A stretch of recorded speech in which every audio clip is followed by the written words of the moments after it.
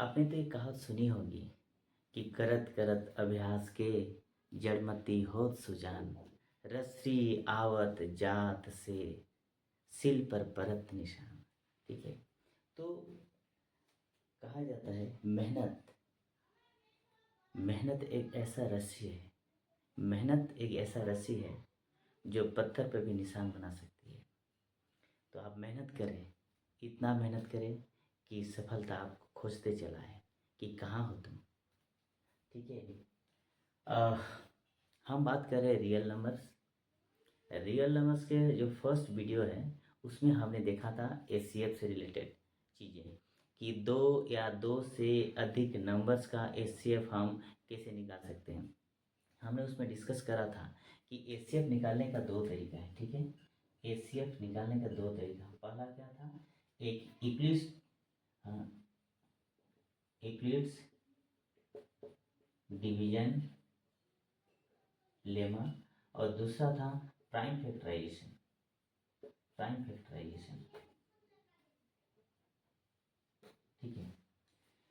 तो equilibrium division lemma हो या प्राइम फैक्टराइजेशन हो, ठीक है ना, अगर हम देखें तो आपका लेटेस्ट जो एनसीईआरटी बुक है उसमें आपका जो क्वेश्चन आने वाला है ये प्राइम फैक्टराइजेशन से ही आने वाला है, क्योंकि इक्विलिब्रियम डिवीजन लेमा को उसमें कट किया गया है। और प्राइम फैक्टराइजेशन इसीलिए किया गया है क्योंकि फंडामेंटल थ्योरम ऑफ एरिथमेटिक हमको पढ़ना है और उसमें हमको प्राइम फैक्टराइजेशन को पढ़ना है, इसलिए इस चीज़ को हम लोग लेंगे। तो खैर इसकी भी ज़रूरत है, इसकी भी ज़रूरत है, इसकी भी ज़रूरत है, दोनों का हम लोग सीख लेते हैं। ठीक है। चलिए अब हम बात करते हैं एचसीएफ। क्योंकि यहाँ अभी मैंने कहा था कि एचसीएफ निकालने के लिए आपका दोनों चीज़ की ज़रूरत है, इक्विलिब्रियम डिवीजन लेमा और प्राइम फैक्टराइजेशन, दोनों की ज़रूरत है। ठीक है। तो यहाँ जो क्वेश्चन हमने लिखा है इसके लिए हमको इक्विलिब्रियम डिवीजन लेमा को यूज करेंगे और इसको हम लोग सॉल्व करेंगे। तो इसके लिए इसमें क्या करते हैं हम लोग, ठीक है, फर्स्ट ऑफ ऑल देखते हैं क्या क्या नंबर है। D is the HCF of 45 and 27। दो नंबर है, एक हमका 45 है और एक है 27। ठीक है। तो इसमें से कौन बड़ा है, 45 बड़ा है। चलिए ये बड़ा है, तो जो बड़ा है उसको हम लोग इसको क्या नाम देंगे, हम लोग डिविडेंड नाम देंगे। ठीक है, डिविडेंड। और जो छोटा है उसको डिवाइजर नाम देंगे। तो पहले तो हम लोग क्या करते हैं, इसको डिवाइड करते हैं। मैंने पिछले क्लास में बताया था कैसे डिवाइड करना है। चलिए डिवाइड करते हैं। 45, तो देखिए 1 जा 27, ये 8 हो जाएगा, ये 1 हो जाएगा। जब तक रिमाइंडर 0 ना हो आगे बढ़ते जाना है। 27 को लेंगे। ठीक है। ये कितना होगा, 9 हो जाएगा। फिर आगे बढ़ते हैं हम लोग, रिमाइंडर 0 नहीं आया, 9 टू जे 18, रिमाइंडर आ गया 0। ठीक है। तो इक्विलिब्रियम डिवीजन लेमा में हम लोग कैसे लिखेंगे इसको, देखिए ध्यान से। ठीक है। Dividend is equal to divisor into quotient plus remainder. तो पहला हम लिखेंगे कि 45 is equal dividend is equal to divisor into quotient plus remainder, कितना है 18। ठीक। आगे फिर हम इसका लिखेंगे 27 dividend is equal to divisor into quotient plus remainder, 18 into 1 plus 9। फिर आगे लिखेंगे 18 is equal to 9 into 2 plus 0। देखिए रिमाइंडर 0 आ गया। तो जैसे मेरा रिमाइंडर 0 आता है तो उसमें जो मेरा डिवाइजर होता है वही मेरा एचसीएफ वैल्यू होता है। यानी एचसीएफ क्या है, एचसीएफ आपका 45 और 27 का कितना आ रहा है, मेरा 9 आ रहा है। ठीक। ओके। अब प्रश्न ये है कि एक्स वाई का वैल्यू निकालना है सेटिस्फाइंग दिस। डी क्या है मेरा, डी एचसीएफ है, यानी यही मेरा डी है, right, this is the D. Okay. तो डी को हमको इस फॉर्म में एक्सप्रेस करना है। ठीक है। और वहां से एक्स और वाई का वैल्यू हमको निकालना है। फिर से हम बोल रहे हैं कि डी जो एचसीएफ है उसको इस फॉर्म में हमको सजाना है। एक जगह हमको 27 दिखना चाहिए, एक जगह 45 दिखना चाहिए। ठीक है। तो देखिए इसको हम लोग कैसे करते हैं।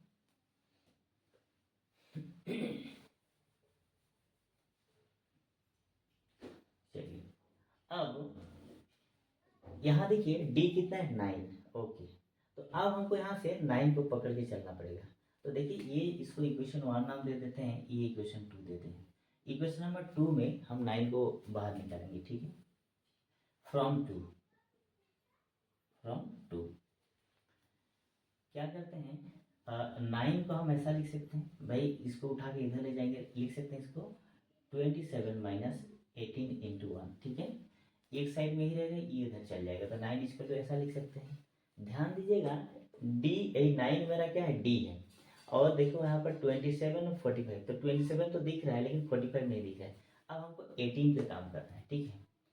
तो this can be written as 27 minus 18, देखिए यहाँ पर 18 है, तो 18 के बदले में क्या करेंगे, उसको उठा के इधर ले जाएंगे, ठीक है।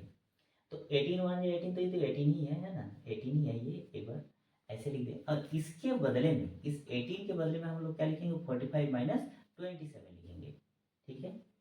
इसके बदले में हम लोग लिखेंगे 45 माइनस 27, ठीक है। अब इसको सॉल्व कर देते हैं हम लोग। तो 27 माइनस 45 माइनस माइनस प्लस 27, तो 27 दो बार है, ठीक है।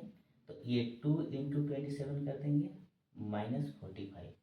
अब देखिए इसको यहाँ पर अरेंज करना है। यहाँ देखिए यहाँ प्लस का साइन है, तो हम इसको ऐसा लिख सकते हैं, ठीक है। अच्छा 27 पहले एक्स बाद में, तो यहाँ 27 को पहले लिखिए इंटू एक्स, ठीक है। और सॉरी, एक्स के जगह पर क्या लिखेंगे हम लोग, यहाँ पर 2 लिखेंगे, माइनस माइनस के जगह यहाँ पर प्लस लिखें, प्लस लिखे ये 45 इंटू माइनस 1। ध्यान दीजिएगा इस फॉर्म में हमको सेट करना है। 27 दिख रहा है, इसी को इस फॉर्म में हमको सेट करना है। ये 27 को पहले लिखे, इस 2 को बाद में लिखे। अब यहाँ पर देखिए हमको चूंकि इस पर हम फोकस करना है, प्लस का साइन है, प्लस दे दिए। 45 हमको मिला है, 45 इंटू माइनस 1। अल्टीमेटली इसको जब सॉल्व करेंगे तो यही चीज़ आना चाहिए। तो ये अब देखिए, सो d इज इक्वल टू यहाँ पर 27, यहाँ x हो गया, प्लस 45 और ये y हो गया।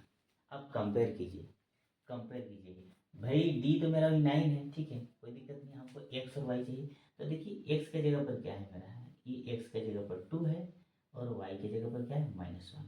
Therefore x is equal to 2 and y is equal to -1, यही इसका आंसर हो जाएगा, ठीक है। तो आई होप आपको ये समझ में आ गया है।